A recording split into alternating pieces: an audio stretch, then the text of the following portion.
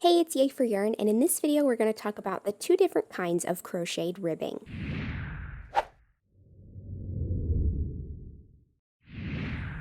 So here I have before me two different types of crocheted ribbing, and ribbing is basically a fabric with vertical ridges in it, and it has a lot of elasticity and stretch to it. So ribbing is something you would normally see around the brim of a winter hat, or the top of a sock, or the cuff of a mitten, and it gives the fabric a lot of elastic stretch.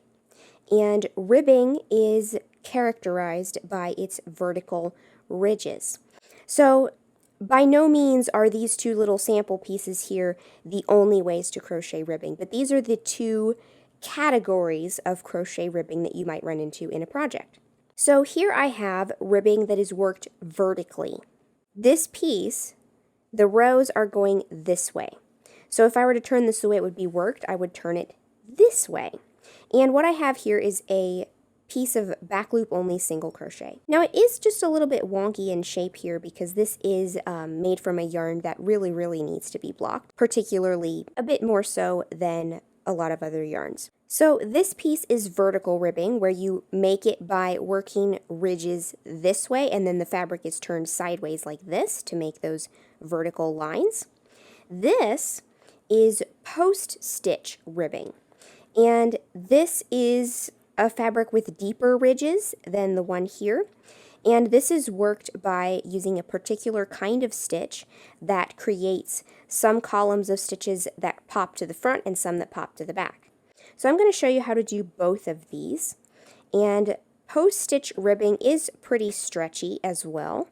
So both of these are a good option for any time you need a good stretchy ribbing. But this type of ribbing is worked sideways. So that is one thing to keep in mind when you are working ribbing on something and you want to work it in the same direction as the rest of your fabric.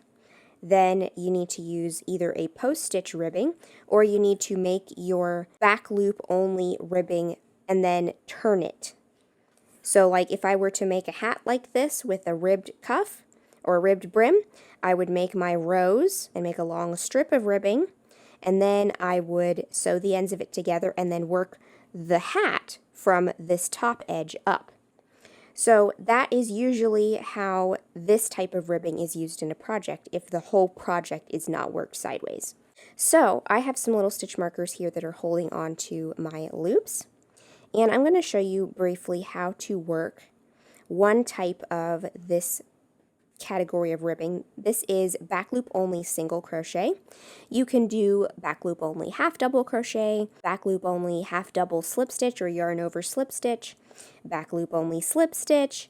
There are lots of different variations on this type of ribbing, and even working in the third loop of half double crochet will produce a ribbing with very pronounced ridges in it, and I have a video on that stitch as well.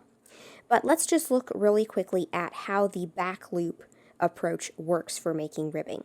So I am making single crochet ribbing here. So I've turned my work and I am working my rows into the back loop only. And if we look at the top of a stitch here, you can see that there are two sides of this sideways V shape. There is one that is closest to us, which is called the front loop, and then there's one back here that is further away, called the back loop. So when we work in the back loop only, we are, instead of inserting under both strands, we are only inserting our hook under the strand that is further away from us. And you can see how that causes the whole row, if we do this across the whole row,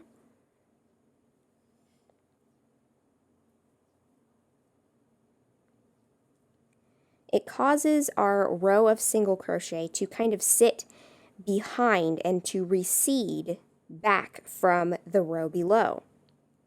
So this is what creates the ridges, because then on the next row we would turn and work in the back loop only, and then that row would recede to the back in this direction.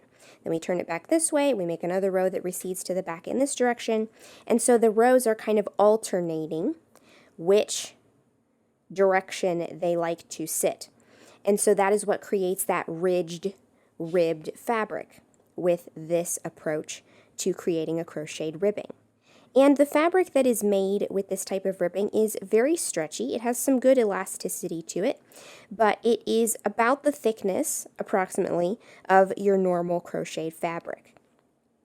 Whereas this post-stitch ribbing here is thicker and kind of more bulky than your typical crochet fabric. It does have a good elasticity to it as well, but this one is a thicker fabric for sure. So this swatch right here is made in front post and back post double crochet. So I'm going to go ahead and stick my hook in here.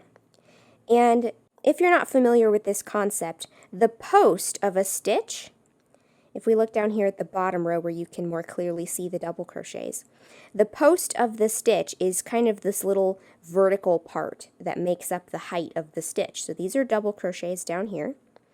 And the post is kind of like, think of it as a column, and it's the vertical part of the stitch. So instead of working into the tops of our V shapes that make up the top of that row, we are instead working around the post of the stitch below. So just to give a brief demonstration of that, this is an example using double crochet.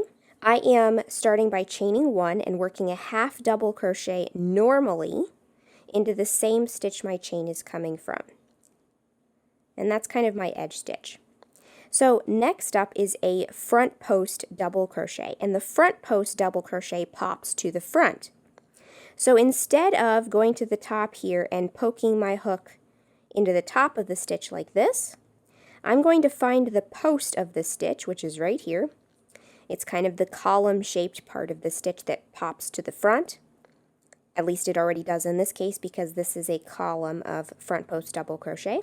And I'm going to yarn over, and I'm going to slip my hook behind the post of the stitch, and so that it comes out the other side. And this causes that double crochet below to pop to the front. And then I'm going to finish my double crochet as normal.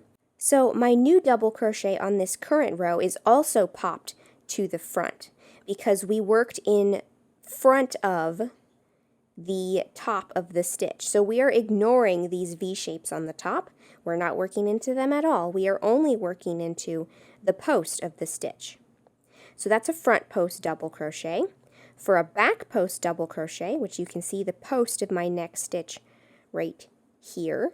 Here's that vertical column. This one is a back post double crochet. So instead of going like this and inserting my hook behind it, I'm going to come in from the back of the fabric and insert my hook in front of it. And this kind of looks weird from the front, but if you flip it over and you look at it from the back, it looks very similar to the way that the front post double crochet looks on the front side of the work. So I have come in from the back, and instead of going like this when I did the front post double crochet, I'm coming from the back and pushing the post of the stitch to the back as I slip my needle in front of it.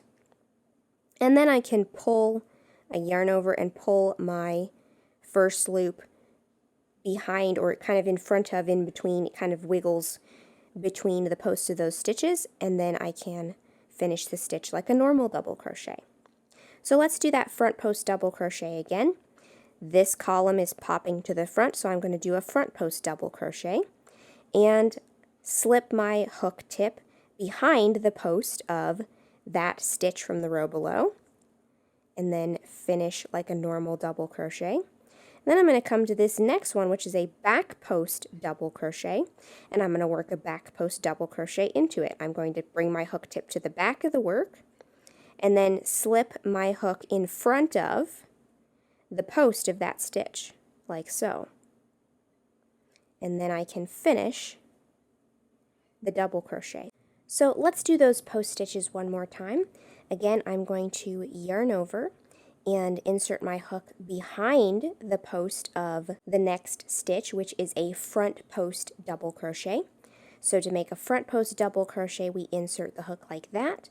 And to make a back post double crochet, we insert the hook like this, where our hook is kind of going in front of the whole post of the stitch. So then that stitch, that back post double crochet, will pop towards the back.